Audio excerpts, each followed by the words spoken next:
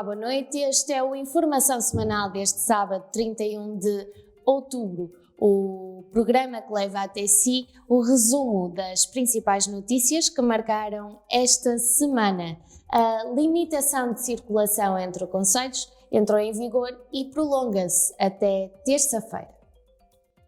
Entrou esta sexta-feira em vigor a resolução do Conselho de Ministros que determina a limitação de circulação entre diferentes concelhos do território continental no período entre a meia-noite do dia 30 de outubro e as 6 da manhã do dia 3 de novembro de 2020. Segundo o texto da resolução, a medida tem como objetivos fazer face à situação excepcional que se vive em Portugal e no mundo, tentando minimizar a proliferação de casos registados de contágio de Covid-19 e um retrocesso na contenção da transmissão do vírus e da expansão da doença, que as medidas adotadas permitiram, importa considerar, no âmbito da situação de calamidade, a limitação das deslocações das pessoas no período entre 30 de outubro e 3 de novembro. O Governo procura também, com a implementação da resolução, conter a transmissão do vírus e a expansão da doença, visa evitar que a circulação de cidadãos para fora do concelho de residência habitual, que poderia verificar-se em função do feriado de Todos os Santos e do Dia dos Finados, contribua como foco de transmissão da doença. Entrou esta quarta-feira em vigor o uso obrigatório de máscara em espaços públicos durante o período transitório de 70 dias.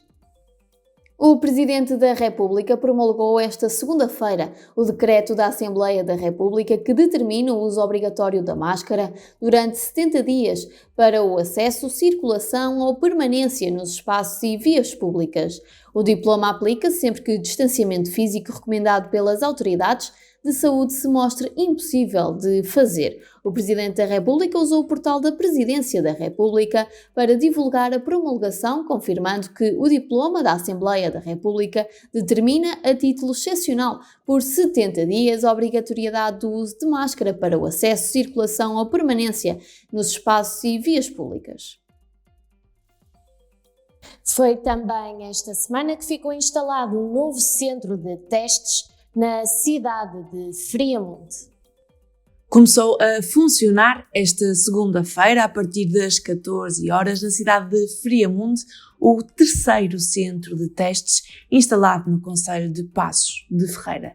Segundo a Câmara de Passos de Ferreira, o novo Covid Drive encontra-se instalado no parque de estacionamento do estádio do Sport Clube Friamundo e irá permitir reforçar em mais de 200 testes por dia a capacidade de testagem existente neste momento no concelho de Passos de Ferreira. As marcações começaram a ser feitas a partir desta segunda-feira através do telefone 220-125-001 ou em unilabs.pt.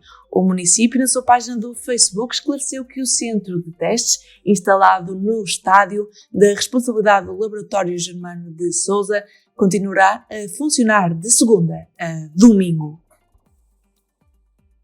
A Assembleia Municipal de Penafiel entregou esta semana material clínico ao Centro Hospitalar do Tâmega e Sousa. Isto não é nenhuma atividade, nenhuma iniciativa com uma marca política ou partidária. É uma iniciativa de cidadania por parte dos nossos deputados municipais que quiseram associar-se, e presidentes de junta, quiseram associar-se à mesma, e visa, com este gesto simbólico, manifestar a nossa preocupação, mas também o nosso apreço e reconhecimento por todos os profissionais de saúde e todos aqueles que trabalham neste hospital e o dirigem, no sentido de estarmos gratos pela resposta possível que está a ser dada, apesar de todas as dificuldades que nós sabemos que está a acontecer e que a região, neste momento, como sabemos, é a região com um índice maior de casos. Em Passos de Ferreira foi suspensa a recolha de serviço de monos para reforçar a recolha de lixo doméstico a famílias infectadas.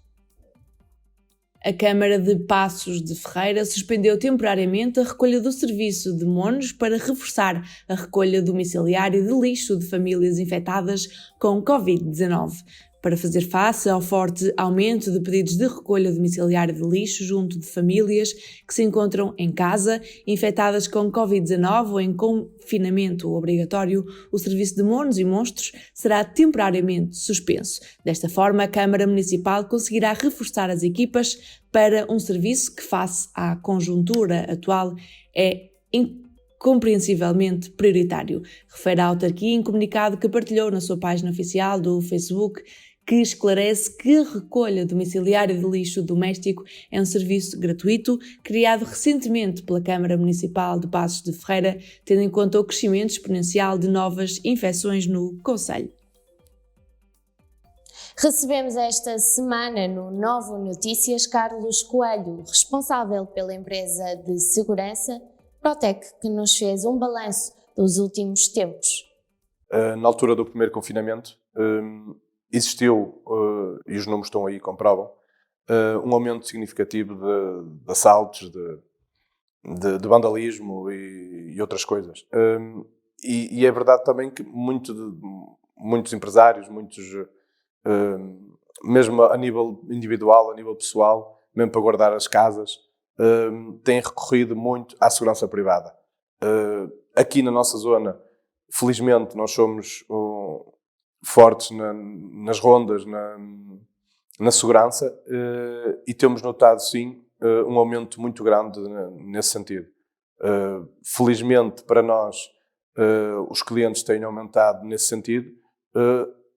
O porquê é que já não é muito bom, é verdade. E estamos a contar que, nesta altura, se vier a confirmar-se o confinamento, e já temos tido algum feedback de clientes e novos clientes, a preocupação disso mesmo, de salvaguardar os seus imóveis, salvaguardar o seu património, as suas empresas, porque a ocasião faz ladrão e a verdade é que nesta fase vai ser muito mais complicado. Tudo torna-se mais vulnerável. A Feira Agrícola de Castelo de Paiva, que decorre no espaço idílico do Largo do Conde, foi cancelada.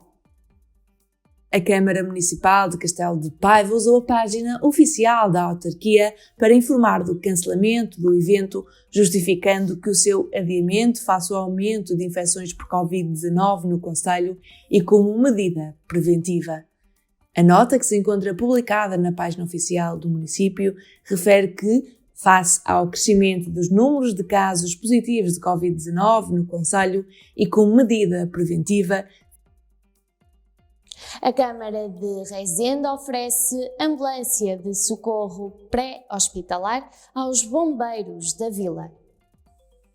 A Câmara de Rezende ofereceu uma nova ambulância de socorro pré-hospitalar aos bombeiros da vila do distrito de Viseu. Os bombeiros de Rezende, na sua página do Facebook, referem que a bênção da referida ambulância foi apadrinhada pelo Presidente da Câmara Municipal de Rezende, Garcês Trindade.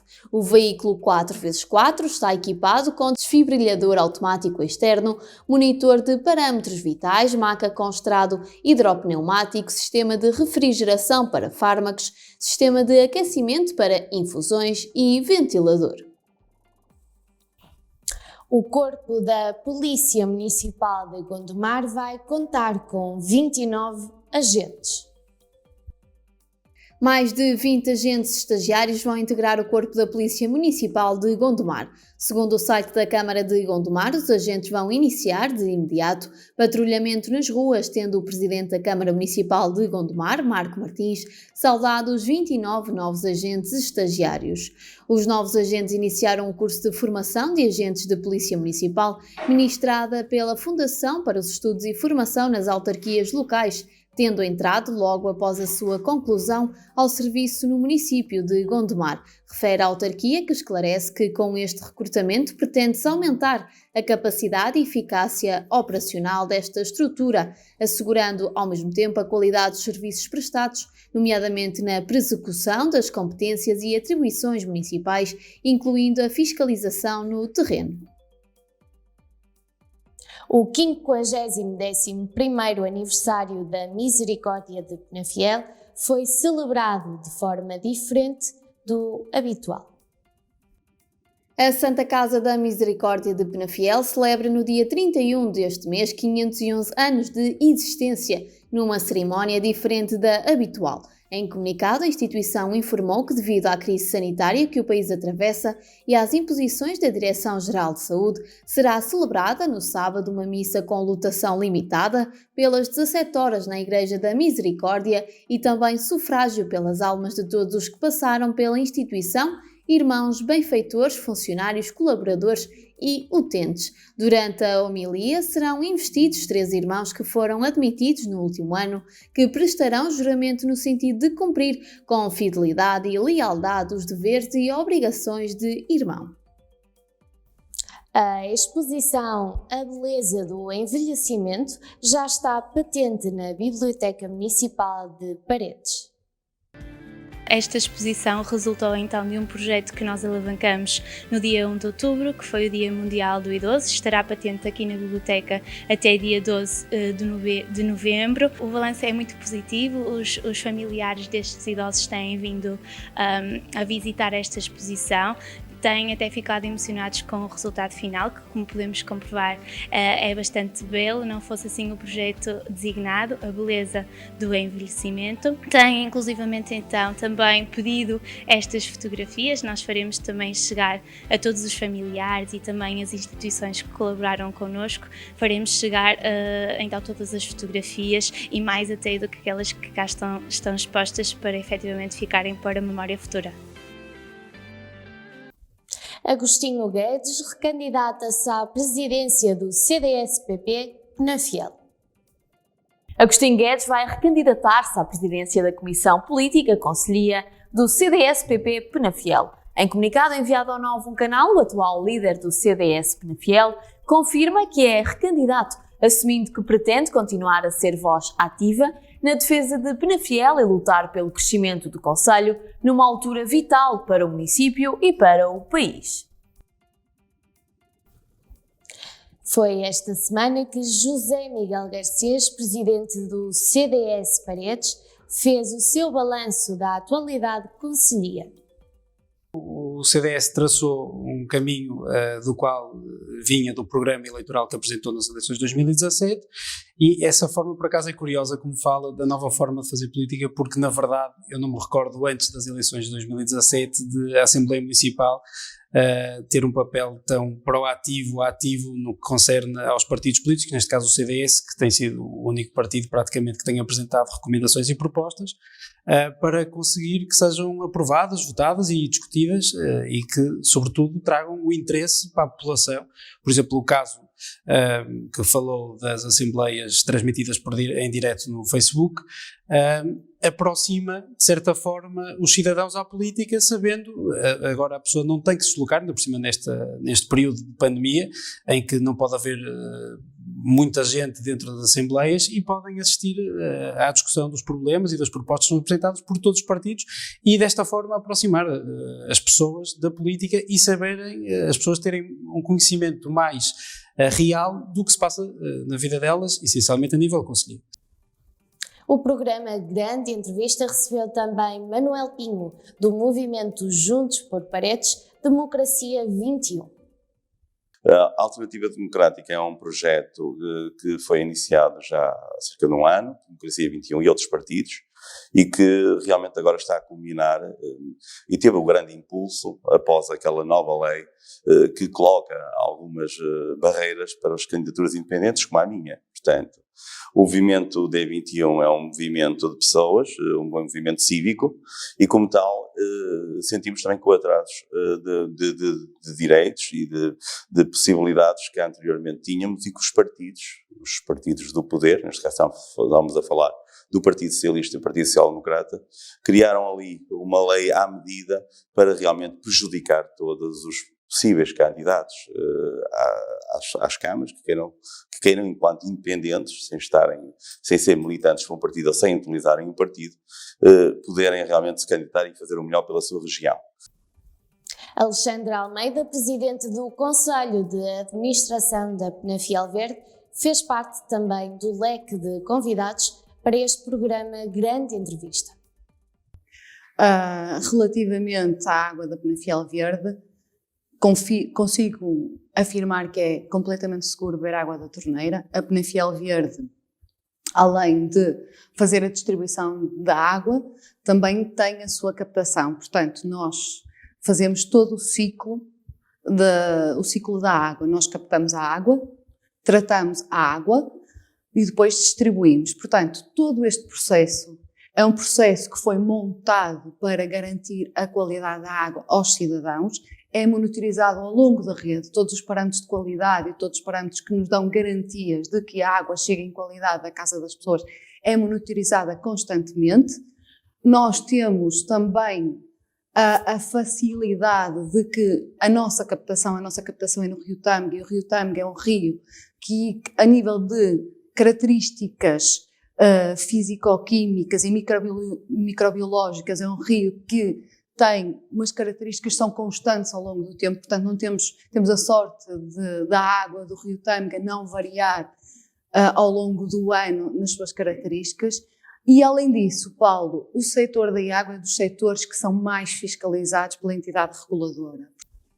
Atleta do Penafiel Bike Club, conquistou o segundo lugar na geral da Taça de Portugal BTT Exco. O atleta cadete masculino do Penafiel Bike Club, Simão Rocha, conquistou o segundo lugar na geral da Taça de Portugal em BTT XCO. Segundo o Penafiel Bike Club, a sua regularidade nas 3 provas, que contou com uma média de 95 participantes, fez com o nosso atleta conseguisse amealhar 42 pontos, que foi o suficiente para assegurar o segundo posto na geral. Ao Novo Canal, Renato Gaspar, do Penafiel Bike Club, realçou que esta foi mais uma conquista de grande valor desportivo para o clube e para o atleta, confirmando que este feito faz jus ao trabalho que Simão Rocha tem vindo a realizar. E agora uma boa notícia para todos os amantes de desporto motorizado. O Marco de Canaveses vai receber o Campeonato do Mundo de Enduro. O mês de novembro marca o regresso do desporto motorizado ao concelho do Marco de Canaveses. O município marcoense recebe as últimas 2 provas do Campeonato do Mundo de Enduro 2020. A primeira acontece a 6, 7 e 8 de novembro. A segunda está agendada para os dias 13, 14 e 15. As provas, organizadas com o apoio da Federação de Motociclismo de Portugal, do Motor Clube do Marco e do município do Marco de Canaveses, contam já com a inscrição de 50 pilotos portugueses e 100 internacionais. A pouco mais de uma semana da realização do evento, a autarquia mostra alguma apreensão devido à crise sanitária atual e apela aos amantes do desporto motorizado o cumprimento das regras da Direção-Geral da Saúde. A penúltima prova do Campeonato de Portugal de Rallys acontece este fim de semana.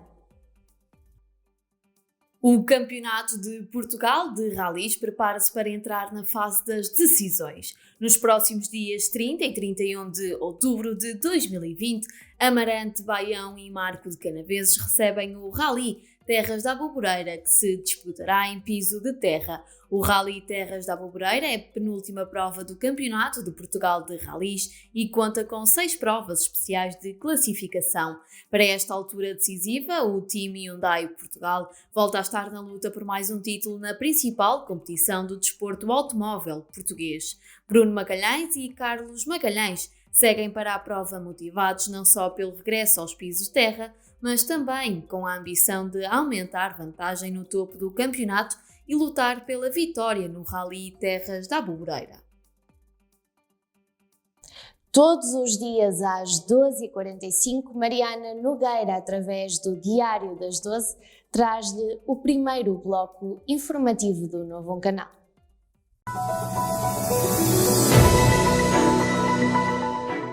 O Diário das 12 traz-lhe a informação de forma rápida e atualizada diariamente, de segunda a sexta-feira, com Mariana Nogueira, agora no novo estúdio.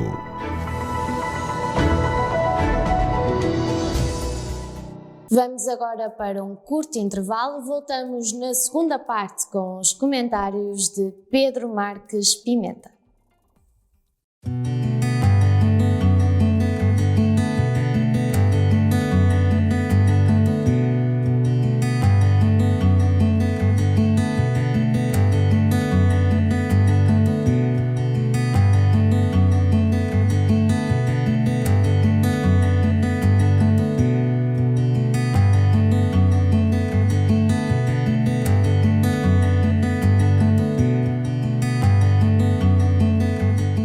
E para terminar, a informação semanal deste sábado, 31 de outubro, o último dia do mês, já tenho na minha companhia Pedro Marques Pimenta, presidente da Juventude Socialista de Valongo, que, como já era habitual no Informação Semanal, trazia-nos temas da atualidade para comentar. Pedro, muito bem-vindo ao novo estúdio do Novo Canal e à nova temporada do Informação Semanal. Obrigado. Antes de mais, Fátima, é sempre um gosto estar aqui. Tenho dito ao longo dos nossos informações semanais e vou continuar a dizê-lo, porque de facto é com muito prazer que cá venho. É também com muito gosto que vejo aqui o estúdio renovado, as vossas instalações. É a continuação, certamente, do vosso sucesso e é isso que eu vos desejo, no fundo, é felicidades a todos e parabéns para vocês enquanto equipa, na pessoa do Diretor-Geral Paulo Lopes, extensível a todos vós, que de facto fazem um trabalho fantástico e que muito prazer me dá em vos acompanhar. Muito obrigada, Pedro. Preparado para uma próxima temporada? Preparadíssimo. Vamos a isso. Muito bem. A Juventude Socialista já nos tem, de Valongo, já nos tem habituado a várias iniciativas. Desta vez falaremos de uma que decorreu há pouco tempo, via online, e porque não só a política que se vive em Portugal é importante, também termos uma percepção daquilo que se passa fora de Portugal, na Europa, no mundo, e por isso fizeram uma sessão de esclarecimento sobre as eleições americanas, correto, Pedro? Precisamente, é mesmo isso que acabaste de dizer, Fátima. Em primeiro lugar, a Juventude Socialista tem-se pautado por fazer este tipo de iniciativas, inicialmente de forma presencial, não é? Agora, dado esta questão da pandemia, começamos a fazer estas sessões via Zoom, e também é sobretudo pelo que tu acabaste de dizer em relação ao tema das eleições americanas, que afetam, no fundo, toda a Europa e o mundo em geral, nomeadamente e designadamente Portugal. Assim sendo, nós achamos e bem falar sobre estas eleições e queria aqui, em particular, parabenizar o Daniel, que é um militante da Juventude Socialista, é também um amigo, que esteve presente nesta sessão, porque é um tema que ele domina profundamente. Ele esteve muitos anos nos Estados Unidos da América, estudou lá, inclusive, trabalhou lá e é alguém das relações internacionais. Além disso, agradecer mais uma vez, como fiz na sessão, o convite que foi aceito pelo professor Dr. Miguel Rocha, que nos deu uma sessão bastante profícua, que foi extremamente interessante de assistir. Falámos das eleições americanas no seu todo.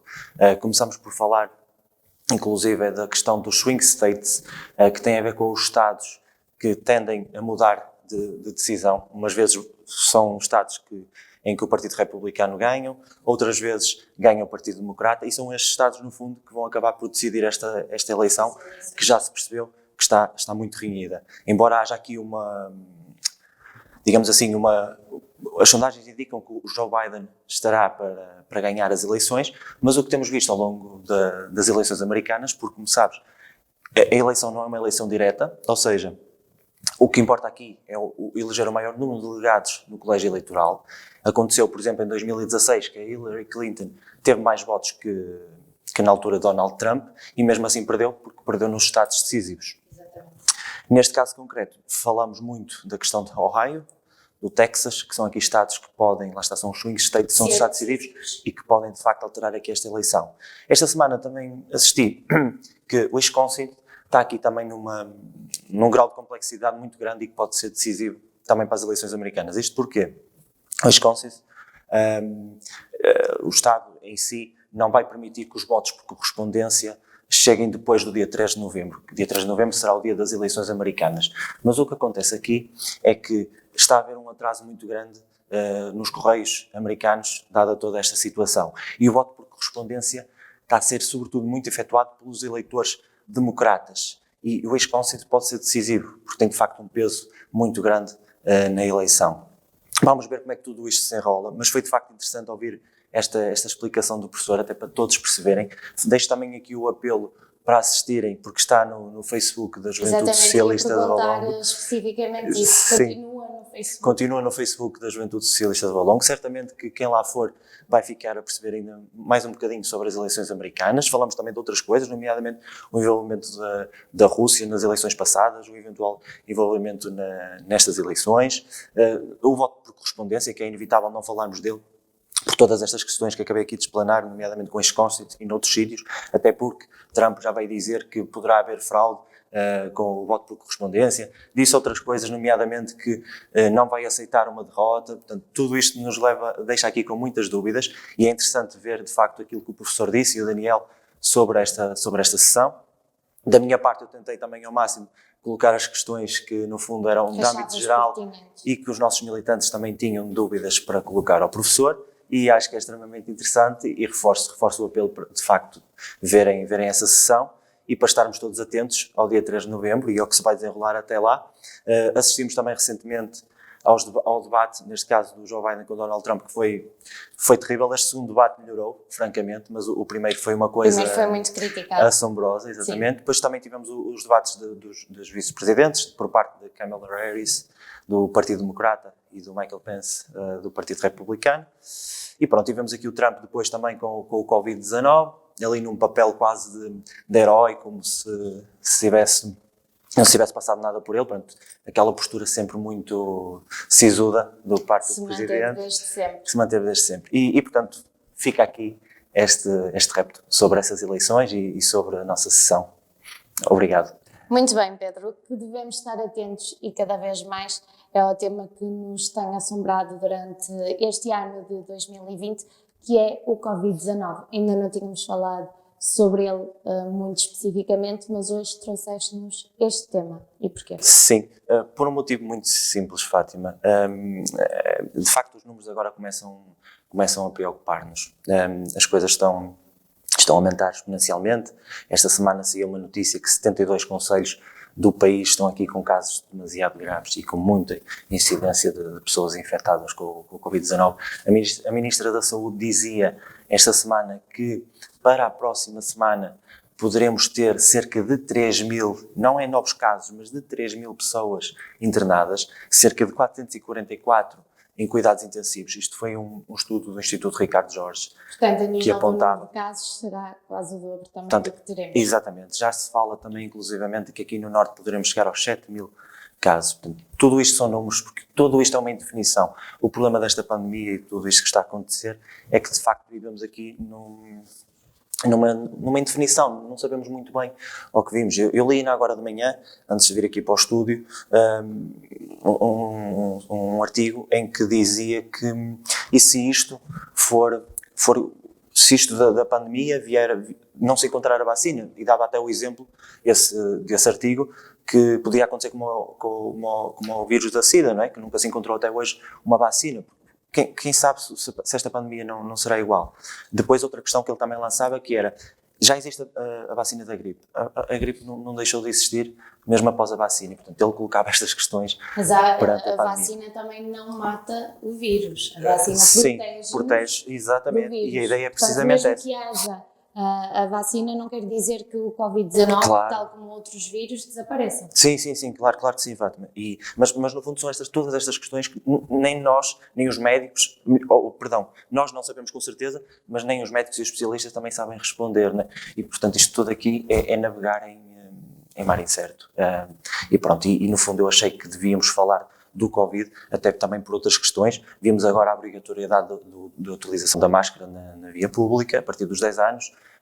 A partir deste fim de semana estão impedidas também as deslocações entre concelhos, até por causa agora do Dia dos Finados. E eu, sinceramente... O que é que tu achas destas medidas do governo, Pedro? Olha, Fátima, eu acho que no fundo são o necessário para a situação atual. Acho que vão apertar, sinceramente. Sábado existirá um Conselho de Ministros. Mas achas que são consensuais? Nem sempre. Nós vemos a questão da Stay Away Covid, o facto da aplicação ser obrigatória. Um fim de semana de Fórmula 1 com espectadores e no fim de semana seguinte não podemos circular para fora dos concelhos. Pois, embora eu aí, e não querendo aqui fugir à questão... Eu sei que é estado de Fórmula 1. Exatamente, não, exatamente, e nem era por aí, mas eu de facto aqui, mesmo sendo de fato Fórmula 1, eu ia atribuir também muitas culpas à organização, e lá está, e ao ser em si, do ponto de vista individual. E era também isso que eu queria dizer aqui neste tema do Covid, que é nós temos que nos cuidar a nós para cuidar também dos outros. E é esta mentalidade coletiva que falava Bruno Nogueira, em março, que é necessário ter. Porquê? Porque nós assistimos de facto Mas se não, que se na não Fórmula há 1, mentalidade coletiva... permite-me sim. só terminar, desculpa Fátima, porque se reparares, na Fórmula 1 de facto houve um exagero, eu acho que não deveria estar 27 mil pessoas, sinceramente, mas também percebemos que as pessoas descuidaram-se. Dá para ver nas fotos as pessoas sem máscara. Isto não pode acontecer, né? Porque as pessoas sabem que têm a obrigatoriedade de utilizar a máscara. Nós, se tivermos o princípio de nos cuidarmos a nós e de ter esse cuidado, vamos também estar a proteger os outros. E, portanto, depois aqui isto é um aglomerar de coisas negativas que gera aqui toda uma controvérsia, e eu compreendo a tua pergunta e naturalmente que vejo aqui com alguma preocupação o que aconteceu na Fórmula 1, por mais que goste de Fórmula 1, eu preferia uma Fórmula 1 se calhar com muito menos gente ou até sem ninguém, porque de facto o que importa aqui agora é combater, exatamente a saúde pública e combater a pandemia. Muito bem, Pedro. Passemos para o último tema, antes da habitual rubrica de desporto e da recomendação que nos trazes sempre nesta informação semanal, que é o Orçamento de Estado. Está prestes a ficar definido. Exatamente. Digamos que já está quase Sim. aprovado. Ontem vimos então a aprovação na generalidade. Eu aqui queria particularizar, no fundo, aquilo que são os três eixos fundamentais deste Orçamento de Estado, que no fundo é combater esta pandemia, proteger as pessoas e apoiar o emprego e as famílias, naturalmente. Apoiar o emprego e a economia, perdão. Eu vejo aqui com alguma admiração o voto contra do Bloco de Esquerda. Porquê? Porque todos os partidos... Ia-te perguntar isso. Porque todos os partidos à esquerda, é natural que pergunte, porque acho que toda a gente ficou aqui um bocadinho surpreendido com esta posição do Bloco de Esquerda, porque todos os partidos à esquerda votaram favoravelmente ou abstiveram-se neste orçamento, nomeadamente o Partido Comunista Português. E de facto a imagem que passa é que ao longo destes anos havia aqui uma certa responsabilidade dos partidos à esquerda perante esta geringonça, não é? Como foi chamada este governo. Achas que a geringonça já está a tremer um bocado com esta situação? Acho que no fundo o Bloco de Esquerda aqui vai haver um divórcio. Ainda não consigo ver as coisas dessa forma, Fátima. Consigo sentir aqui que de facto o Bloco de Esquerda teve uma posição quase como se estivesse numa eleição, não numa eleição, numa votação de Estado, mas numa votação, desculpa o termo, de uma associação, porque a posição deles não se compreende. Este orçamento é claramente um orçamento que tem investimento público, reforça o Sistema Nacional de Saúde. É um orçamento que aumenta o salário mínimo. Aliás, a meta do salário mínimo para 2023, que continua a ser seguida, é chegar aos 750 euros de salário mínimo. Há portanto, aqui um conjunto de... Mas desculpa, Pedro, a verdade é que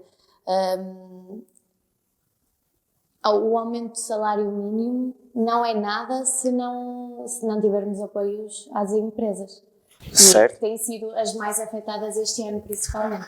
Certo, mas até nesse caso concreto, Fátima, no caso do apoio às empresas, vimos, por exemplo, o e-voucher, que será uma medida para a cultura, para a restauração e para o alojamento, em que existirá essa devolução do IVA, no fundo isto também para potenciar e para estimular o consumo. Vimos também que existirá um apoio para as pequenas e médias empresas que se queiram internacionalizar. Há aqui um conjunto de medidas, eu compreendo a tua questão, Fátima, há aqui um conjunto de medidas de âmbito muito geral. Agora, é natural que haja aqui um ponto ou outro em que se possa criticar e que se possa ver alguma fragilidade ou que até nem se concorde. Mas um partido de esquerda como o Bloco, e olhando para este orçamento, sinceramente eu acho que se encaixa completamente naquilo que é ou que tem sido... Exatamente, é sobretudo isso, compreendes, Fátima? Por exemplo, vemos aqui o PSD a votar contra. E o que me causa aqui confusão no PSD votar contra é quase... sobretudo pela birra que faz aqui o Rui Rio. Porquê? Porque eu não vi o Rui Rio preocupado em discutir o orçamento na sua gênese, nas questões económicas. Eu vi o Rui Rio a dizer o seguinte: eu vou votar contra porque o PS já disse que não conta com o PSD. Quer dizer, só porque o Costa veio dizer que não precisa, nem quer o voto do PSD para aprovar este orçamento, ele vota contra. Então, quer dizer, não está aqui a discutir a questão de fundo, que é o Orçamento de Estado, está aqui a fazer uma birra, que é dizer, não voto favoravelmente a este orçamento porque o PS não conta connosco. Pronto. E eu estas posições até compreendo. Mas a política sempre foi um bocado assim. Sim, é verdade. É um jogo político, é verdade. Aqui está-se a discutir mais o jogo do que propriamente o assunto em si, que é o Orçamento de Estado. E pronto, são estas questões que muitas vezes também depois levam os eleitores a ficarem descontentes, não é? E isto eu não posso, e por isso é que eu faço aqui também esta crítica ao PSD, ou melhor, ao Rui Rio, porque não posso concordar com este tipo de posições. Muito bem, Pedro. Passando agora para o desporto, que nos trazes sempre do desporto, falaste ali há pouco em off de alguns nomes. Muito bem. O que é que tu nos queres trazer aqui hoje? Pronto, como não poderia deixar de ser, tenho que dar todo o mérito à fantástica quarta posição do João Almeida no Giro de Itália, ao Ruben Guerreiro, que pela primeira vez temos um ciclista português com uma camisola, logo a camisola da montanha, numa grande volta. E esta posição do João Almeida é uma posição quase inédita, porque só Joaquim Agostinho, no Grande Prémio, na Volta à Espanha, que ficou com o segundo lugar, e na Volta à França, que teve um terceiro lugar, é que fez melhor aqui que o João Almeida. Portanto, isto é um feito inédito do ciclismo português e do João Almeida. Tem estado em altas, acho. Tem estado em alta, que sim, eu considero que sim. Fátima, ao longo dos anos temos tido aqui grandes ciclistas e é uma evolução do ciclismo, sem dúvida. E o povo português tem uma ligação também muito grande ao ciclismo, Exato. que é de facto, aliás, no meu concelho, que é eu sou de Valongo, a freguesia de Sobrado tem uma ligação enorme e tem dado muitos e bons ciclistas, campeões nacionais da Volta a Portugal, que é Sobrado, e portanto tinha que dar aqui esta nota de destaque, porque o ciclismo está muito ligado àquilo que são as minhas raízes, que é o concelho de Valongo. Depois, saindo agora da questão do ciclismo, a destacar também o Miguel Oliveira, que mais uma vez tem uma sexta posição no MotoGP, ele que também tem aqui uma carreira brilhante pela frente, também é um jovem, tal como é o João Almeida. Eu esqueci-me de dar essa nota, porque o João Almeida... São dois jovens promissores. Exatamente, o João Almeida é um jovem, e fazer uma posição destas numa grande volta, tudo indica que no futuro vêm aí coisas ainda muito, muito melhores por parte deste João Almeida e do Ruben Guerreiro, naturalmente. E depois, o feito inédito também do Lewis Hamilton, que alcançou o maior número de vitórias de sempre na Fórmula 1, são já 92 vitórias. E é fantástico, e é algo que eu tenho que destacar, e como fã de Fórmula 1 e tendo a Fórmula 1, exatamente, é uma lenda que... É como já o Cristiano Ronaldo para o futebol, não é? Precisamente. É exatamente isso. E depois aqui a questão é, ok, ele consegue este feito aonde? Cá em Portugal. Portanto, isto ficará sempre na história memória. E na memória de nós também, dos portugueses e dos fãs de Fórmula 1, e para nós... E na dele? E na dele, com certeza. Portanto, já não esquece Portugal. Assim como toda a gente que visita... Exatamente, que visita Portugal, certamente não se esquece. O nosso país é fantástico. Muito bem, é porque vivemos também num ano de confinamento em que muitos de nós aproveitaram o conforto de suas casas para ver séries e filmes. Traz-nos desta vez uma recomendação de uma série da Netflix e de um filme. O filme não sei se é da Netflix ou não. Não. Ok, de uma série da Netflix e de um filme. De um filme, exatamente. Fátima, mas ainda bem que tu disseste essa questão da pandemia, porque no fundo a minha primeira sugestão, que tem a ver com a série do David Attenborough, que é sobre uma vida no nosso planeta, que é uma série sobre os nossos recursos naturais, sobre o meio ambiente, é fabulosa. Recomendo mesmo a visualização dessa série. Está na Netflix. E eu faço essa recomendação precisamente porque estamos agora neste fim de semana em que não podemos sair de concelhos, não podemos andar entre concelhos, portanto, para as pessoas que vão ficar em casa, que eu espero que seja a grande maioria, temos que ter esta sensibilidade. O tempo, exatamente, o tempo assim o convida.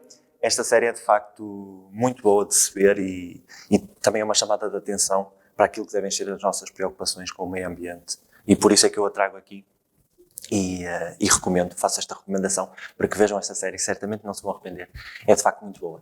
A outra recomendação tem a ver com um filme fantástico, muito bom mesmo, que é muito bem protagonizado por Gerard Butler, que está nos cinemas ainda, que é o Greenland, O Último Refúgio. É também é também um filme que vale muito a pena, e pronto, quem puder, ou quem tiver cinemas nos seus concelhos, pode também deslocar-se ao cinema, porque certamente vai passar ali cerca de 1h30 com um filme que é fantástico e que vale muito a pena, e que fica aqui também essa minha recomendação. Pedro, muito obrigada por mais uma informação semanal. Obrigado. Por teres trazido temas que tu achas pertinentes para discutir aqui nesta mesa do Informação Semanal. Obrigada. Eu é que agradeço, Fátima. E bom fim de semana. Bom fim de semana. E quanto a si, resta-me desejar-lhe também um bom fim de semana, cuide-se, proteja-se e já sabe, não saia do seu concelho.